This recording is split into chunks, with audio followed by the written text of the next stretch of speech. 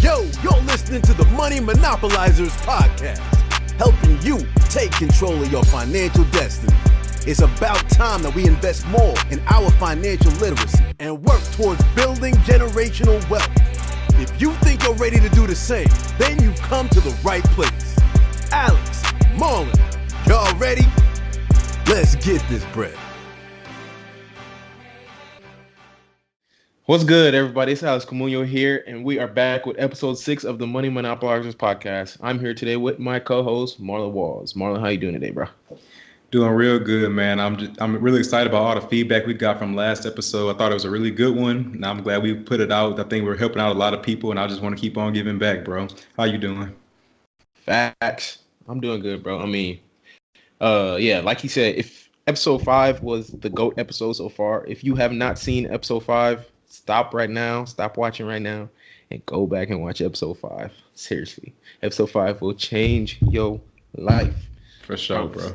It was dope. Go check that out. But yeah, let's get into today's episode. I've heard a lot about, this debate. There is a debate sort of, the same way we talked about renting versus owning a couple episodes ago. Same debate here, versus good debt versus bad debt, and whether that's a really thing or really a thing. And before we dive into the episode and really get into our particulars of the two, I kind of wanted to, give a sort of a dictionary definition of what debt is, so that we can look at it from that neutral perspective, and see how you can apply it to both. So essentially, what debt is just an amount of money that's borrowed from one party to another, right? So a debt arrangement essentially just gives the borrowing party permission to borrow money under the condition that it's going to be paid back at a later date, and this is usually with interest, right? So in this scenario, it's essentially, in a perfect world, this is going to be a win-win situation for both the borrower and the lender, right? So the borrower is acquiring something that they otherwise couldn't afford, hence the reason they're using credit or whatever, that taking out some sort of form of debt, while the lender is making money off of that interest. So they're being paid interest at a regular interval that they'd agreed on, and it's a win-win situation for both parties. So, but I mean, tying into this episode, it's not always going to be a win-win situation, and that's when we kind of see the difference of good debt and bad debt. Before we do get into the two, let's kind of dispel something that I hear a lot. So oftentimes, I mean, there's actually, a lot of people try to make an argument that no debt is the only form of good debt, right? So a lot of people, depending on who you listen to, are going to tell you, you shouldn't have any debt, no debt, even any type of debt that you have is bad debt. Pay off all your debt, even your mortgage. You shouldn't have any debt. So it depends on who you listen to, right? And then I know some of y'all probably even saw the title of this podcast and probably didn't even think that there was a such thing as good debt. You just kind of, hear the term debt and you're like, good debt? I didn't know that was really even a thing. And I think that's really, the primary reason because of that is because society has kind of convinced people to believe that all debt is bad.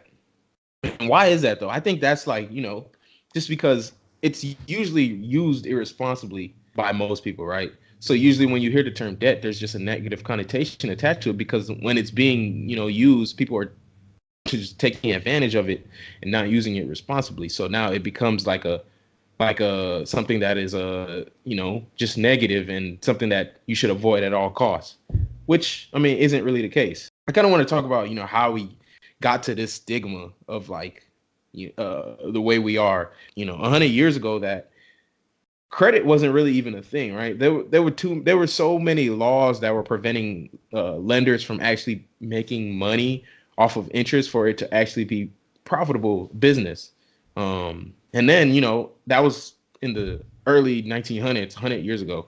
And, after World War I in the 1920, consumer demand for those big ticket items kind of increased, right? Like cars. So now lawmakers saw that they should, relax the laws so that respectable banks could offer loans for people. And then, moving past that towards the Great Depression, like 1929 into the 1930s, the laws got even more relaxed now because, the Great Depression, if banks weren't making money. So the lawmakers had to relax the law so that banks could continue to profit. Otherwise, it would have caused a further economic crash. Then moving past that, towards World War II, after in like the 1940s, in that era, the war created a lot more jobs, so the economy improved after the Great Depression. And then the soldiers came home, and the lending laws were still relaxed, based off of what happened in the previous year. So this kind of set the stage for the birth of the credit card, right? And this is when the credit card became kind of what it is today. So at this point, now it became like more socially acceptable for people to use credit and for the lender to actually profit off of it. So this is essentially creating the perfect storm to allow it to grow to where it is today, right? So now, like I said, that's kind of how we got to this mentality of I can just buy something now and pay for it later. And, it just depends on who you listen to on whether that's whether debt in general is a good thing or a bad thing. So, people are going to tell you that you should pay off all debt, like I said. If you listen to Dave Ramsey, he's going to tell you to avoid all of it, whether it's good or bad, right? He'll say, he'll tell you to pay off your mortgage. That's one of his, biggest things. And one thing he always does say is, it's funny to me because it's kind of ridiculous, but he'll say, if you can't buy it twice in cash, you can't afford to have it, which is, insane to even tell someone that. But so that's like regardless of whether it's a car or whether it's your house, you got to be able to buy it twice. When it comes to mortgages, he's like a lot more lenient on that kind of stuff. But typically when it comes to, stuff that are liabilities, well, in that rat race perspective of a liability. So like a car, then he'll say you need to buy it in cash. But then if you listen to someone like Robert Kiyosaki, he's going to tell you to leverage debt to your advantage. So, it just depends. You got to pick your mentors wisely, right? Because you got to understand the perspective that they're coming from and who their target audience is, right? So Dave Ramsey, he's coming from the perspective of he's targeting rat racers and people that are going to be working until they're 65. So you got to understand that's his perspective, and that's where he's like coming from when he tells you to pay off all your debt, so that you have a better retirement. But if you're listening to Robert Kiyosaki, he's telling people that are trying to achieve financial freedom to leverage debt. So he's telling, talking in terms of an entrepreneur and an investor. And I'm definitely more lenient towards Robert Kiyosaki. Obviously, I'm an investor. So, but for me, my perspective on it, I kind of just think, there's definitely good debt and bad debt. But you got to understand, I think debt is like fire. Fire, it can provide you food, it can keep you warm, and it can also burn you, right? So you just got to be careful on how you use it, and how you use it to your advantage and how you mitigate the risk. So that's kind of how I look at it. I feel that. I think there's a lot of stigmas that are in the world based off your perspective on life. So as a lender, I think of course they're going to be pro debt as far as giving debt to other people, because if they're lending out money, so say of us as investors, if we're giving out money, we expect a return on our money. So that's why you are pro debt. You want to see somebody in debt so you can make money off of them. In this exact opposite sense for the person or the borrower. That's why they always feel like debt is bad, because they feel like they owe somebody money.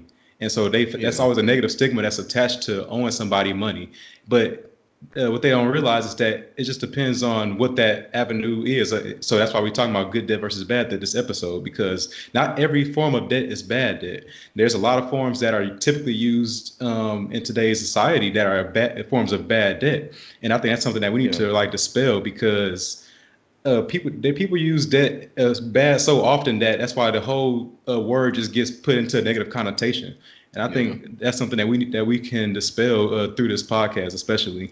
So I think we should start off. I want to start off by giving some examples of bad debt, so we can attack that before we provide them with examples of good debt.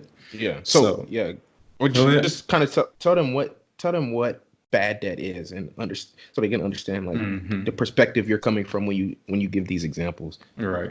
So think of bad debt as a liability. Anything that's having money come out your pocket every month and it's not making you any money. It's accruing interest and it's causing you to have to pay more for whatever item or luxury that you bought. So for instance, say if you have a high credit card bill, you have credit card debt or even a car loan. I really feel strongly about car loans because it's looked at from society as something that is like desirable because it's like what we talked about last episode, the poor and middle class like to buy memories. So a car is something in that form where they want to buy something because they feel it's valuable. But with cars, especially, they depreciate in value the moment you drive them off the lot. So you can't even resell it for what you bought it for one. And then people in society like to buy $30,000-$40,000 cars. So that's accruing you like a $500 to $600 car payment every month. That's in form of a car note. So this is taking money out your pocket that you're not able to use to invest or save. Now you are forced to work to make that money back. And the same thing, take it a step further. These people who are buying these high priced cars are living in these $400 to $500 apartments. So you're gonna park this brand new Lexus out in front of this apartment on a corner of the street. Like, what are you doing, man? Because it's just not financially smart decision that people are making. So that's a form of bad debt. But like other ones are just like when you're financing different things like furniture and TVs.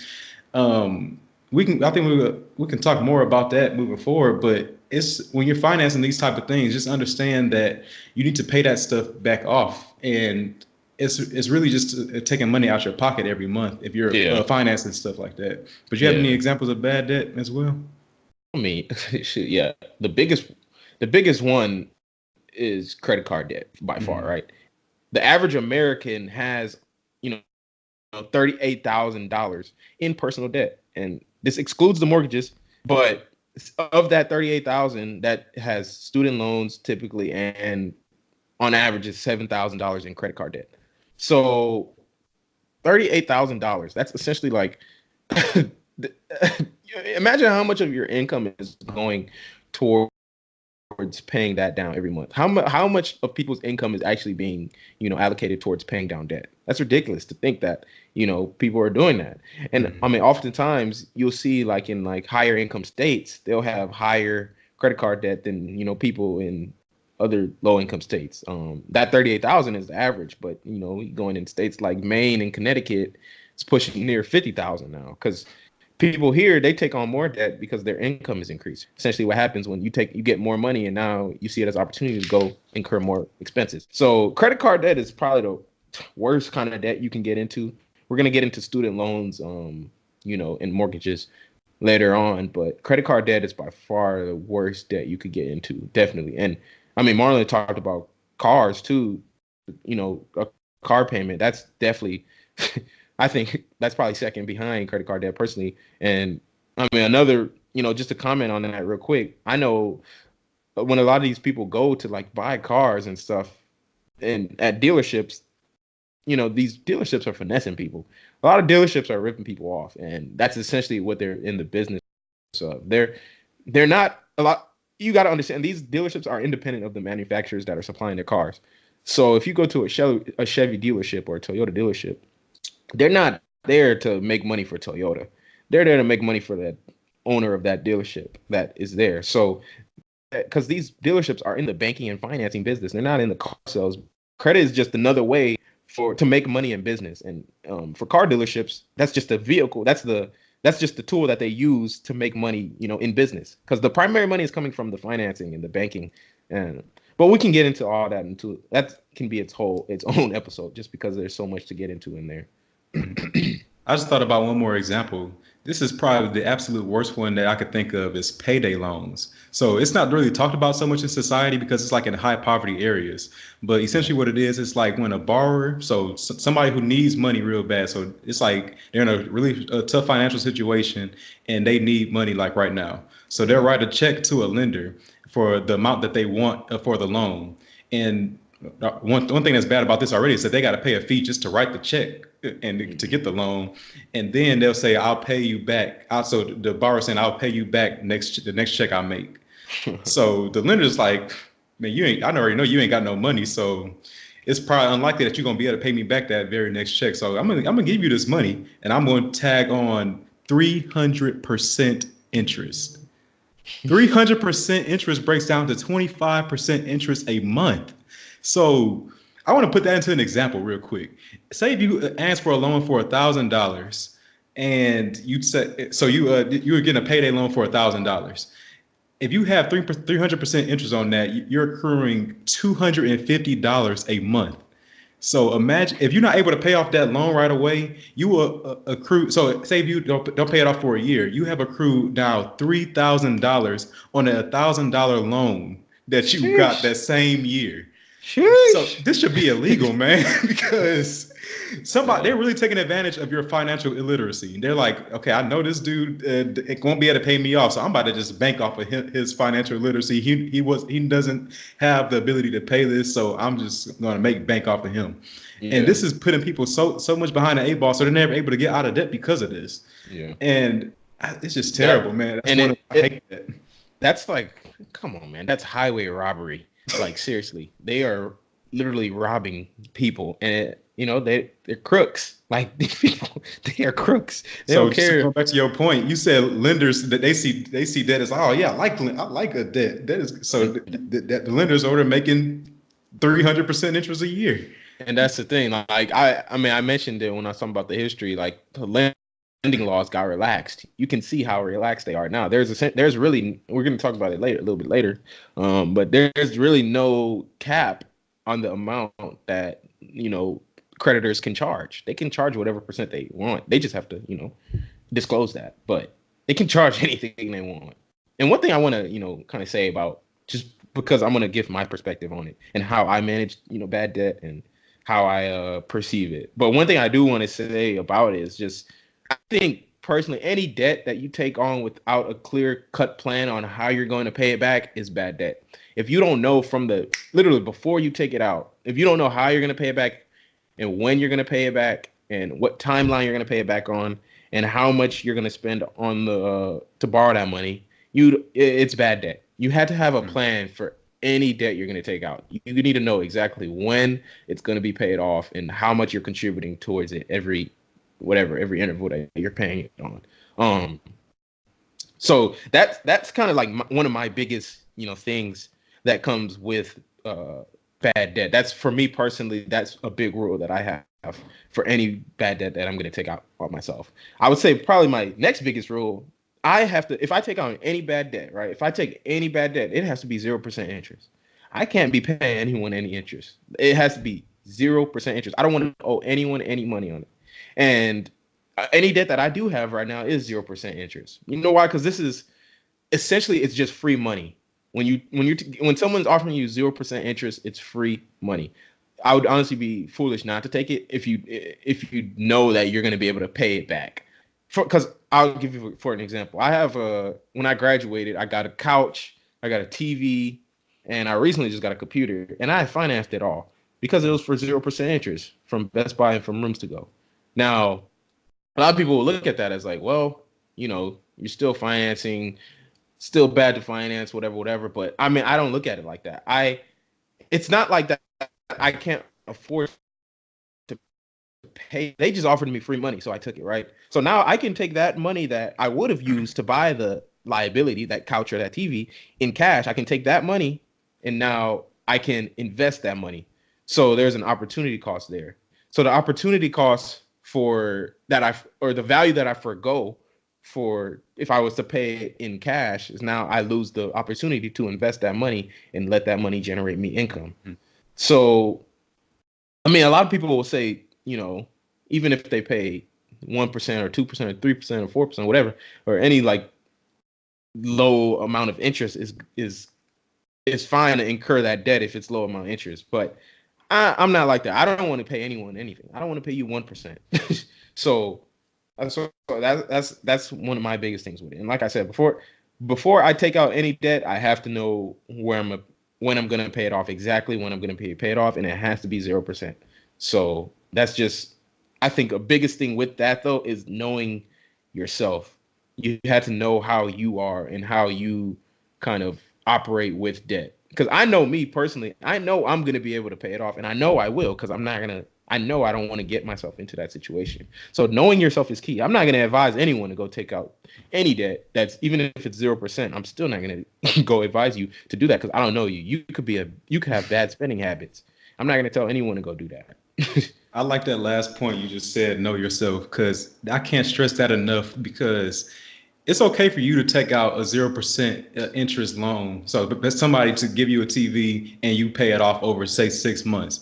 So you have to know yourself and know that you'll be able to handle it and not take advantage of that too often, because you could easily say, oh, if 0% is free money, and you buy 3 couches, 2 TVs, and you now all of a sudden that one payment that you were making. So say a TV you finance it for $20 a month. So I don't know, put that in simple terms. If you finance it for 5 months at $20 a month, so that's $100 you're paying for the TV total. That's how much the TV costs. Now it's okay to pay $20 a month for one thing, but if you if you add in 5 other components, that's also adding into that total payment that you're making per month. So you bought 3 couches and 2 more TVs.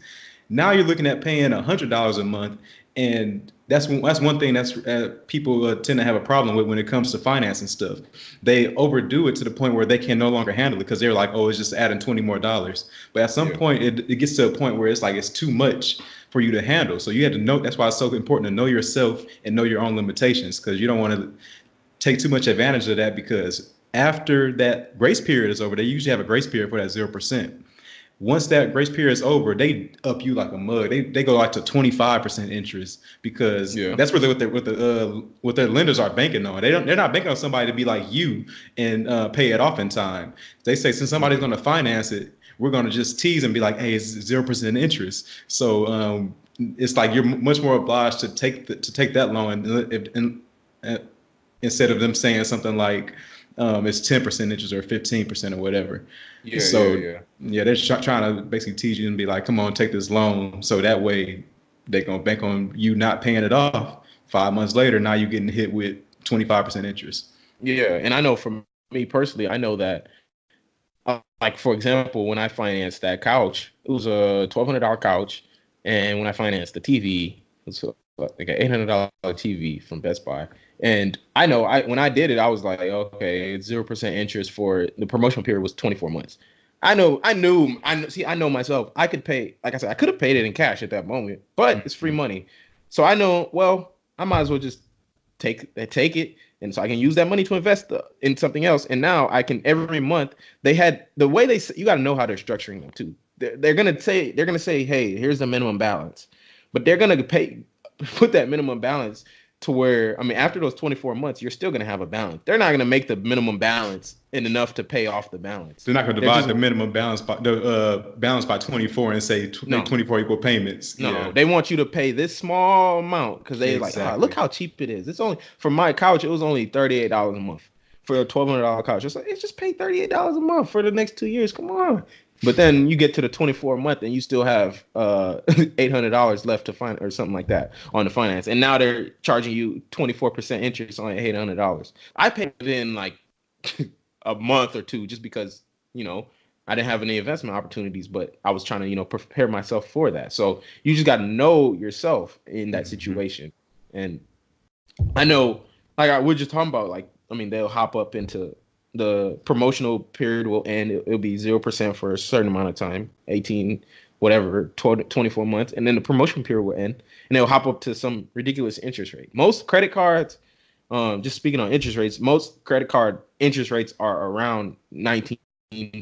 Typically, that's the average of most credit card interest rates. But a lot of them, they get you from that 0% promotional period. So they're just putting that carrot in your face like you're a donkey. Like, hey, come on, just come get it right here. Right. Just come get this card. I mean, and like Marlon was saying, they know most people won't be able to pay off the promotional period, and then the interest will jump up. And here, I know I had put some renovation costs on those credit card for a renovation I was doing last year, and I put, I think, $6,000 on the credit card, and it was a 6-month promotional period. So You gotta know you gotta just think about that. They know most people will not be able to pay off $6,000. That's $1,000 a month. Yeah, they know most people won't be able to pay that off in 6 months. So that goes back to knowing yourself. I knew when I took it, I was like, no, I'm not, because I'm not gonna I'm gonna pay that off before that time. I just wanted the credit card so I could use the money to invest in something else. So that's, I mean, just a way to leverage it. But you got to know yourself. That's the most important thing. Because look, these credit card companies will take advantage of you. There's no legal limit on any interest rate that they could charge you. I mean, I've seen some stuff as high as 79%. Those cards aren't around anymore, but there's some cards that are charging you that, and they're taking advantage of people with bad credit here. So another big thing that these creditors are doing essentially is playing off of people's emotions, and their biggest emotion with credit and people is greed. They know that people's greed is extremely powerful. It's so powerful that it's insane, because people are willing to actually pay. They're willingly going to pay 19% interest to have something instead of delaying gratification and buying it in cash. And it's fine. Like, if you can't afford it in cash, then it's probably not a good idea to take out that debt if you cannot afford it in cash right now. If it's a liability, I'll say that. So, but with the credit card, I want to add another thing to it.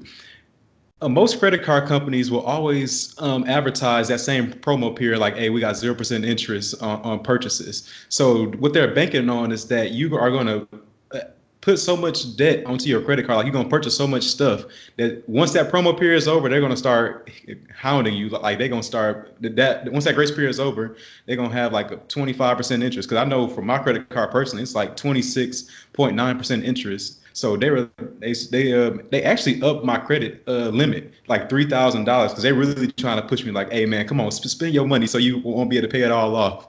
Because banks would really hate me, because the way I use my credit card, I literally don't spend anything on my debit card at all throughout the month. I buy everything on my credit card, and once that little cycle is over, like the monthly cycle is over, I take all my debit income, all the income from my job, and pay the whole credit card off at one time. Mm-hmm. I know it's like an anomaly. Not a lot of people use a credit card that way. But the reason I use a credit card in general is because they have Chase has the 1.5% cash back. So it's like, if I'm gonna spend this money regardless, why not just spend it on the credit card? But that goes back to knowing yourself. I know for a fact that I'm not going to spend a lot of money to the point where I won't be able to pay it all off in 1 month. So I just thought about the budget spreadsheet. You have to know how much money you make per month and where your expenses are going to. If you can't pay all your whole credit card off in 1 month, you're buying too much. You're living above your means, and now you're accruing debt that you're going to have to keep paying interest on, like 25%. Exactly. And that's not something I want to do at the end of the day. But it goes back to, like I said, knowing yourself. Yeah, I mean, that you got to think like that. A lot of people don't know themselves. And I can see that by that $38,000 number that I mentioned, because a lot of people are thinking that they can pay that balance off, and they're essentially you're spending more than you earn. And that's what credit essentially does to people. It allows you to spend more than you earn. If you know you only earn this much, but you have a credit card that maxes out at this amount, that's a lot of money that the bank is saying, hey, take it, use it. But they know you're not going to be able to pay it back, so they're going to cook you on the interest. And that's essentially how most people end up in $38,000 worth of debt.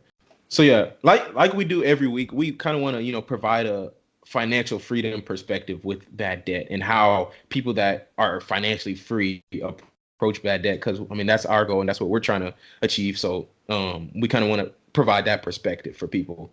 So I know for me personally, if with financial freedom, being financially free means you have assets to cover your liabilities, right? Credit card debt is a liability. Car loan is a liability. All that is a liability. So if I want to incur that kind of stuff, I need to have assets that are going to be able to pay for that, right? I don't want to use my earned income. All my earned income that I got from my W-2 job is for investing, to buy more assets that are going to pay for my stupid stuff. So I know for me personally, in the next couple of years, I'm trying to get a Mustang, 2021 Mustang, but I'm delaying that gratification right now because I know I need to buy another property that's going to so that I can, move out of this one and move into the other one and allow this one that I'm living in now to pay for that Mustang that I want to buy. I don't want to pay for that Mustang. I want this property that I'm living in now, when the tenant moves in here, to pay for that Mustang for me. He's gonna buy that Mustang for me. I'm gonna just drive it and he's gonna drive. He's gonna pay for it. He's gonna pay for my gas. He's gonna pay for my insurance. He's gonna pay for the car note. He paying the interest. He paying, or she. You know, I'm not discriminating. I'm not discriminating. Either one of y'all can pay. Anybody can pay. Say, I don't care who it is. Somebody pay this for me. Yeah. I feel so. That.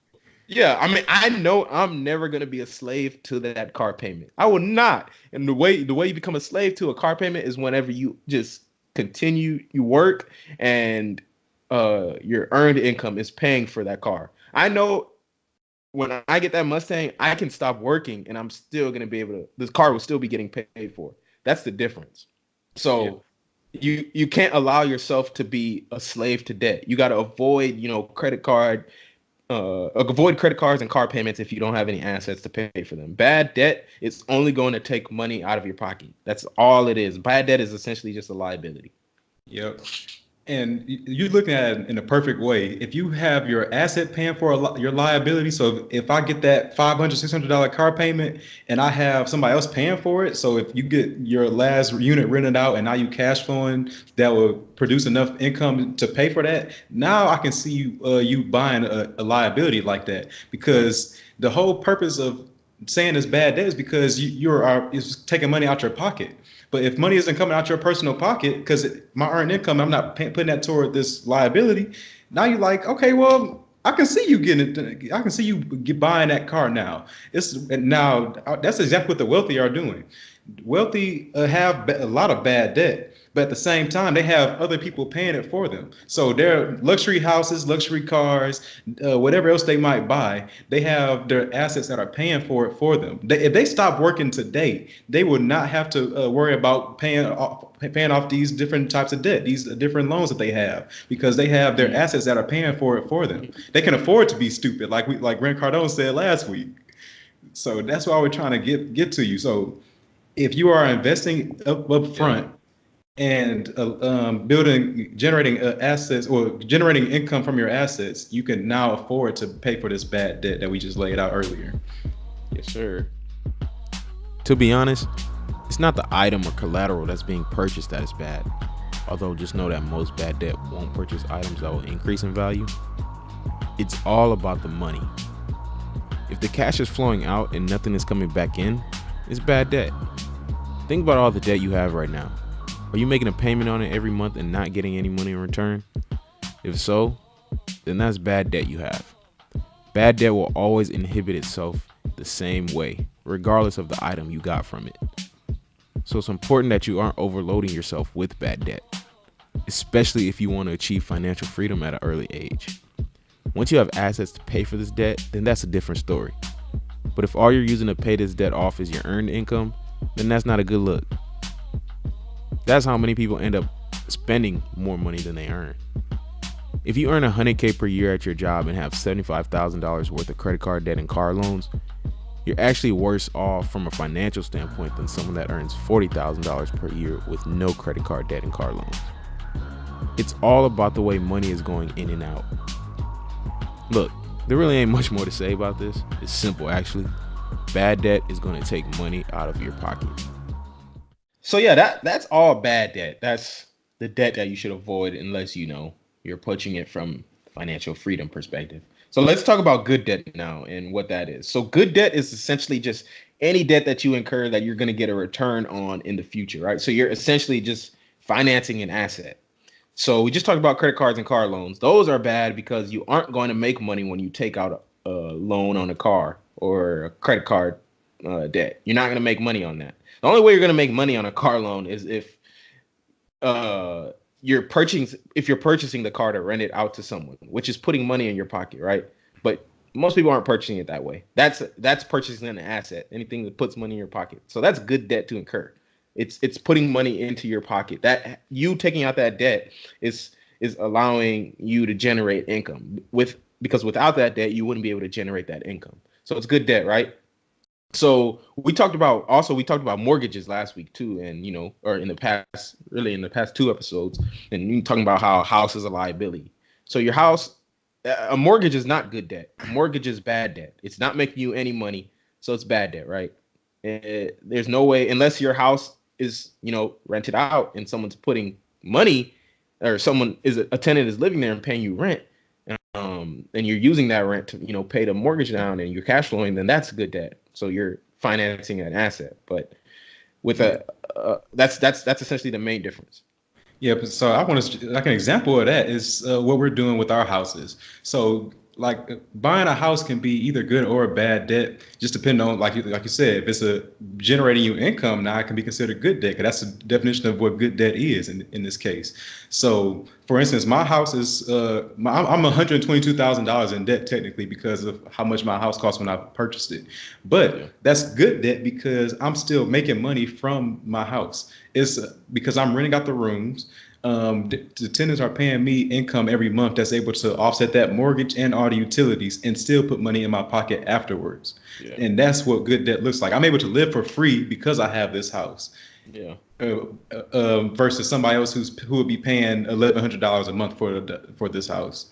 So that's why this is considered good debt in this case. Yeah. And so Marlon, he's 22. He said he's $122,000 in debt, right? But he knows that he had to incur that debt in order to make money off of it, in order to generate income, right? So it's good debt to incur. You just have to be able to structure it in a way to where you're going to be making enough money to cover that debt, and also for you to make money off of the investment itself. So essentially, it's an asset, right? You're financing an asset. That's what his property is. Same thing for me. So you just got to look at it from that perspective. Don't think all debt is bad debt. That is great debt to incur because it's allowing you to do things you otherwise wouldn't have been able to. And if you structure it in the right way, then it's going to be profitable for you as an investment and as an asset. So that's just goes back to financial literacy. One big thing I know y'all are probably wondering about is student loans. Most, like I was talking about earlier, of that 38,000, the largest portion of that is student loans. So I know a lot of people that are listening here probably have student loans, and you're probably wondering, okay, what about student loans? Is that good debt or bad debt? Well, me personally, I would say student loans are good debt, but there's a caveat with that. Student loans are good debt if you're going to get a return on that, right? So going to college in itself allows you to earn more money. So in your career, so you incurring student loans is essentially investing. You're investing in your career because by incurring these student loans, I'm going to be able to get a return on this money. So with an investment and in an investment mindset, the goal is to get the highest return on investment, right? So what does that look like in terms of a student loan? So what a student loan is, you want to get the highest salary possible for the lowest amount of student loan debt you're going to incur. So that's what investing is, right? ROI. It's your amount invested, benefit over cost, essentially. So it's the amount you're going to make over the amount invested. Mm-hmm. So you need to have the highest salary with the lowest amount of student loan debt possible. That's in order to get that best ratio of ROI.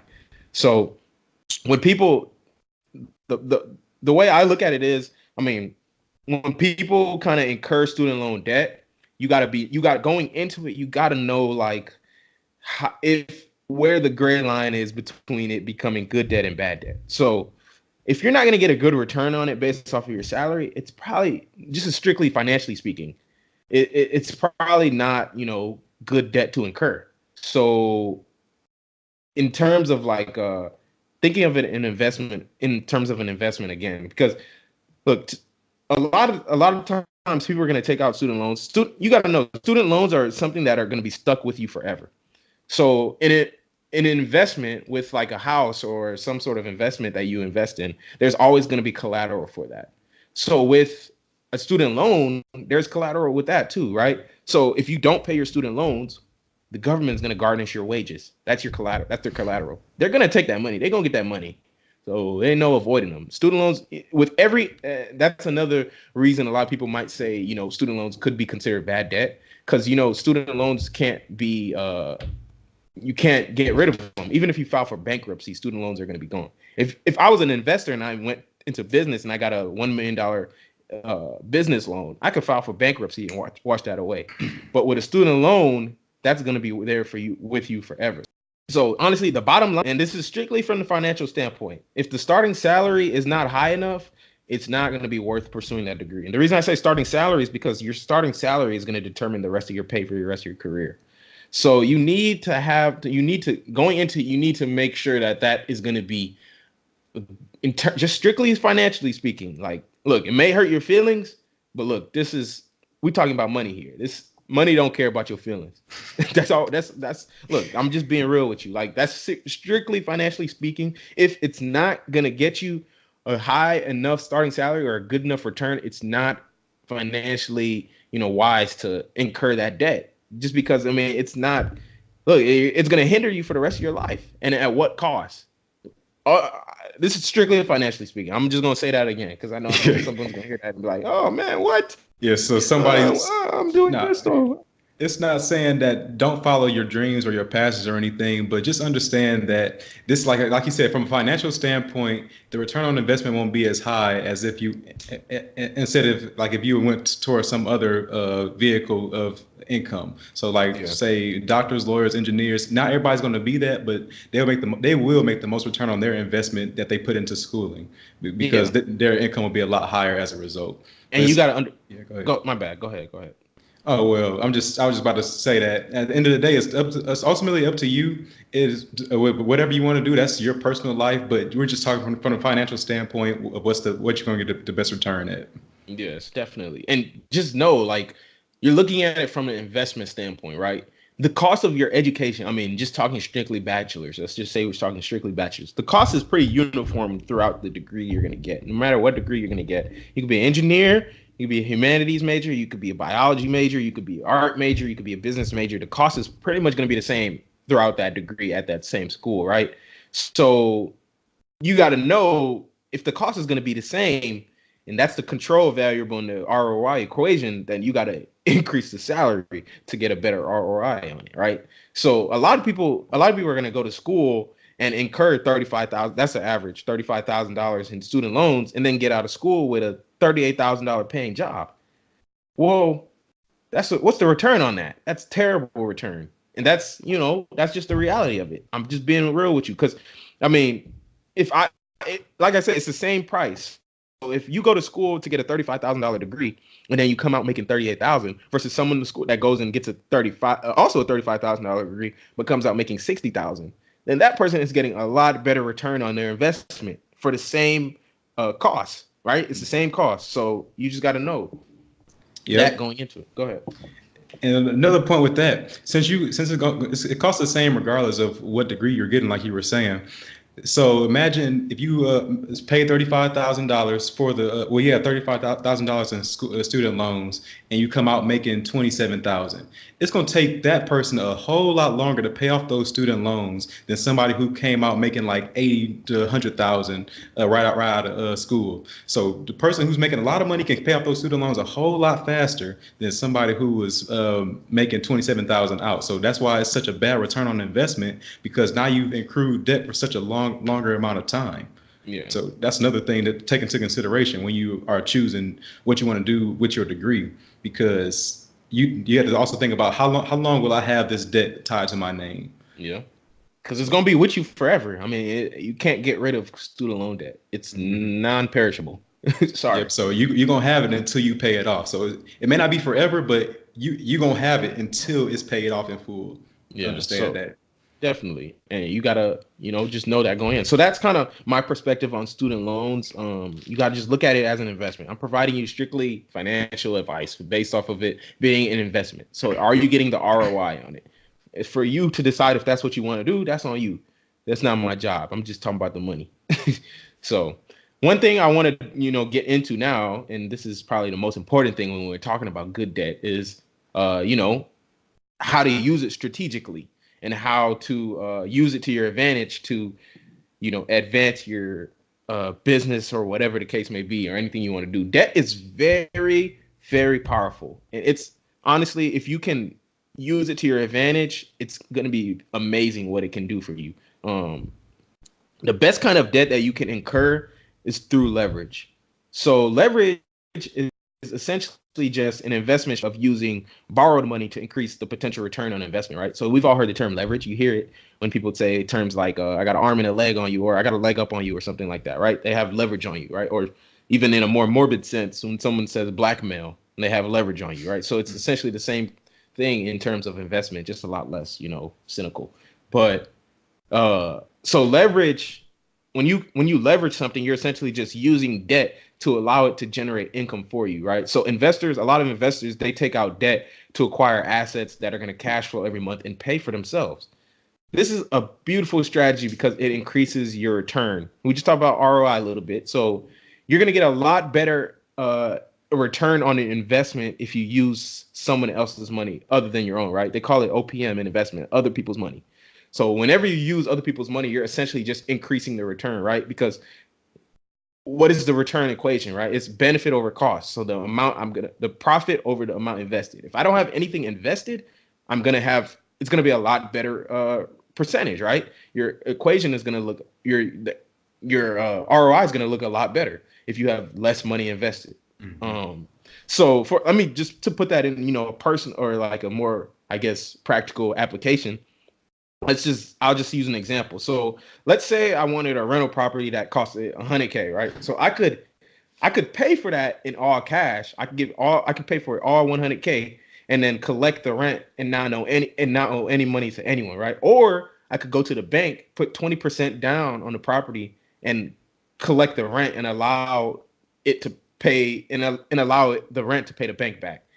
Not me paying it back, right? So I know I now have less money invested into the asset, so my return is going to be a lot higher, right? And plus, I'm still controlling the asset, so that's the beauty of real estate.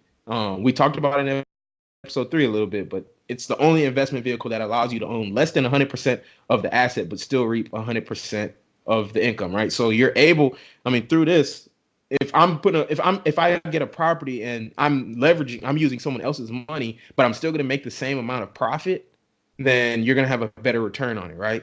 So you had to look at it in that sense of the return. So when you leverage other people's money, it's amazing what it can do. You're going to get amazing returns on your money.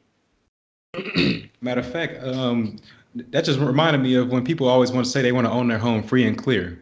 So people will much rather have $100,000 invested into their home. So put that into example. You said $100,000 home, and if you own it free and clear, that means you own all $100,000 worth of it. So now you don't have a mortgage, but you're not getting that same return on your equity. Return on it. So equity is basically how much of the home you own. So if you own all 100,000 of it, yes, you don't have to pay nothing on it, but you're not seeing that money increase besides with appreciation. But throw appreciation out the window for a second and say on 100,000. So if you had $100,000 in the bank, it's just sitting there. It's not making you any money. So technically, it's not a liability or an asset, but you can turn that $100,000 into an asset by taking that money out and putting it into an investment vehicle. So that way you can get you a return on your money. So like say with real estate, with your example, if you take 80,000 out of that 100,000 and put it towards an investment vehicle, now you'll see a return on that money. That money will be making you money. That's why I don't technically like to own a home free and clear, because you're not taking advantage of that money. It's just sitting there and you're not doing anything with it. It's not making you any money. Yeah, definitely. And I think, just talking about returns again, it gets better than, the further you leverage other people's money, the better it's going to get, right? If you think about if you have no money invested, right? So, which is very possible, and especially in real estate, you're going to make an infinite return on investment. If you don't put any money in, you're getting infinite return, right? Think about it in terms of the math. So if I have ROI equal profit or amount invested, if you have 0 on the bottom, you're going to get infinity as your answer, right? Put it in a calculator. Dude, so $1 divided by 0, you'll still get infinite. If you make $1 on nothing that you invested into it, that's still an infinite return. So that can that can scale without bound. Exactly, and that's the beauty of one of the beauties of real estate. You can do deals where you have no money invested, and you're essentially getting an infinite return on your money. So, and that's crazy because I don't even think that's the most powerful part of leverage. I think leverage even goes further. That's a great part of it, but I think it can even I want to take it a step further So let's say someone has 100K and they ask me how they should invest it in real estate. Well, I'm going to tell them to leverage it. So I'm going to say, instead of putting all that 100K into one property worth 100,000, put 20,000 into 5 houses that are each worth 100K, right? So now you own 5 houses instead of one, and you still control 500,000 in assets, and each of those are being paid off by the tenants. Plus, you cash flow on each of them, right? So you're controlling $500,000 worth of property, but you only have 100K invested because you leveraged it into multiple properties. And that's the true, really the true power of real estate investing, is through leverage. That's a great part of it, but you got to understand you can get burned with it too. It's important to know the risk, and that's kind of where financial literacy comes on. You don't want to ever be over leveraged or too highly leveraged. Too much debt, that's essentially when you have too much debt and not enough liquidity. So liquidity is just like your assets, how much cash that you actually have. So you never want to be too leveraged, because there's just certain factors you can't control, especially in real estate. If something happened in the market, your tenants moved out, or your house has drastically lost value, and you're over leveraged in everything, you're gonna lose a lot of money, and you're gonna be in a lot of trouble. So Like you said earlier, debt is fire. It can provide you food, keep you warm, but it also can burn you. So just be mindful of that. It's facts. So, but yeah, leverage is the beauty of good debt, and that's essentially probably the best debt you can ever take out, because it allows you to do things you otherwise wouldn't be able to. I don't know about you, but I don't have 500,000 or 100,000 just sitting in the bank for me to go invest in 5 different houses. But if I have 20,000 in the bank, then I can take that money and leverage that into different properties and leverage it that way. There's always, no matter how much money you have, there's ways to leverage it to increase your returns and get better returns. So yeah, whenever you're using debt strategically, it can put money in your pocket, as we just showed you and as we just talked about. Actually, listen to what Robert Kiyosaki said about this. A big lesson for you is that it's nothing to do with the house, the car, the student loan. It has to do with where's the cash flowing. If the cash is flowing into your income statement, into your pocket, it's an asset. It's good debt. But if it's taking money from your pocket, it's bad debt. About debt, there's good debt and bad debt. So yeah, that's Robert Kiyosaki, author of Rich Dad, Poor Dad. He's going to tell you to leverage good debt to your advantage, because it can generate income for you. So, using good debt correctly is the difference between being a real millionaire and being someone that's trying to look like a millionaire. A lot of people that are trying to look like millionaires they have a lot of bad debt on them. Especially just driving. You see a lot of people in luxury cars. These people are actually broke as hell. Seriously. It's funny. I used to listen to Dave Ramsey, and he always said something like, "Don't envy someone when someone pulls up to you in a brand new luxury car or a big pickup truck. He said you should feel sorry for them." And that always made me laugh, because in reality, that's the truth. A lot of these people are just trying to look rich, but they really broke. And it's funny, because I listened to this Master P video. This Master P interview. He was talking about financial literacy, and he was saying, a lot of people that live in these big houses and have all these nice cars and stuff, they are in a lot worse financial situations than people that are making millions of dollars are in a lot worse financial situations than people that are making $40,000 a month. A lot of people that are making $40,000 a month might be envying that person making $1 million a month, but they are in freaking hell in their debt, seriously. And someone that's making $40,000 a month, they're able to keep a lot of that income, because they don't have that much debt, and their life just feels is like a lot less burden on them. So yeah, man, out of all this, the point I really want to make is just don't be afraid of debt if you know how to use it. So that financial literacy is key. You gotta be able to know how to use it responsibly and leverage it to your advantage. But if you think that's gonna be a problem for you, then I would probably tell you to avoid debt just in general if you don't, but you can always improve your financial literacy and just improve your financial education, and you can get better. Just know good debt puts money in your pocket, and bad debt takes money out of your pocket. Out of all this, just understand that. When looking at taking out any form of debt, it's essential that you look at it strictly in terms of an investment. Once again, you don't even need to consider the collateral. just consider what the return is you're making on that debt. When you look solely at the money and the cash flow, you'll be equipped to make a logical financial decision because numbers never lie. Good debt will allow you to reap positive cash flow, meaning money is going into your pocket. For example, you could get a job with no college degree and make $20,000, or you could spend $25,000 on college and get a job that pays $50,000. So borrowing that $25,000 for college will be good debt because it more than doubles your earnings, and after 1 year you're ahead of where you would have been without the debt while still possessing the asset, which is the knowledge or degree. Or say you need money to start a business and you borrow $100,000, but once your business gets off the ground, you make enough to pay back the loan and support yourself, hire employees and let them support themselves, reinvest in your business to grow it further, and now the business has a value higher than the $100,000 if you were to sell it. So taking out this debt has essentially put money into your pocket. The debt is good because you wouldn't have been able to grow the business to its present value if you didn't take on that debt. This is how Phil Knight grew Nike into a company worth over $30 billion. He leveraged debt. Speaking about leverage, loans to buy real estate can be amazing debt, considering that real estate debt gives you leverage to increase your return significantly.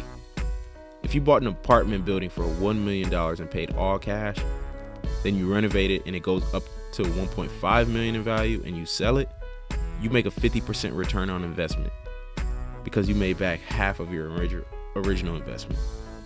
Now instead, let's say you put a down payment of 25%, so that's $250,000, and you get a mortgage for the other 75%, so that's $750,000, and then you sold it for $1.5 million, you've doubled your money, a 200% return.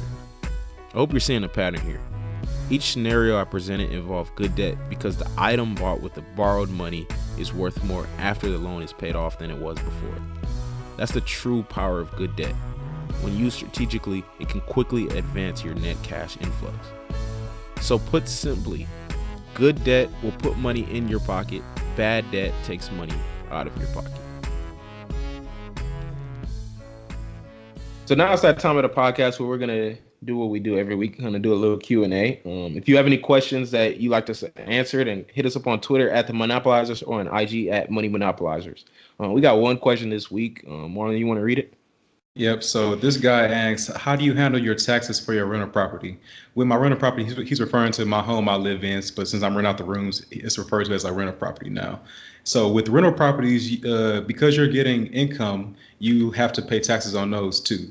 But I'll always recommend, because I'm not a certified CPA, I wouldn't recommend anything that I'm going to tell you. I would recommend you going to a CPA to figure out more about the implications of how the taxes are applied to the rental income.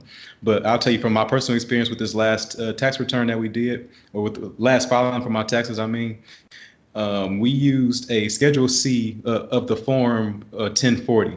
So basically what it does is it lays out all your income for the year from your rental property as well as all the expenses incurred. With real estate, you're able to gain a lot of tax deductions. So that's why you hear a lot of people who are rich typically pay less in taxes than those who are poor middle class, because most of their income, the wealthy, most of their income is coming from their assets and not from their W-2 job, or if they even have one. So since rental income is taxed differently, they're able to deduct a whole lot more as business expenses. So if you want to learn more about this, I would recommend the book Tax Strategies for the Savvy Real Estate Investor. It's by Amanda Hahn, and I forgot her husband's name, but it's McFarland is his last name. So check out that book to learn about tax strategies for the real estate investor. That's if you want to go into real estate in specific, though. So that's it for this episode of the Money Monopolizers podcast. New episodes will be releasing every Thursday and will be available on all platforms except SoundCloud. Just search Money Monopolizers wherever you listen to podcasts.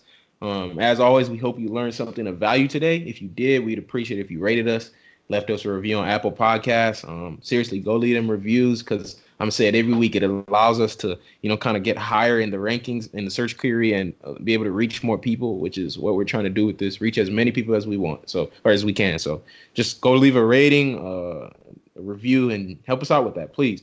Yeah, you can find us on Twitter at The Monopolizers, on IG at Money Monopolizers, or you can hit us up on our social media pages. Until then, we out of here. You've been listening to the Money Monopolizers podcast, helping you take control of your financial destiny. To learn more about how you can be in control of your money, visit moneymonopolizers.com. We'll catch you next time when Alex and Marlon share more personal finance and wealth creation tips with you. Now it's time to take action.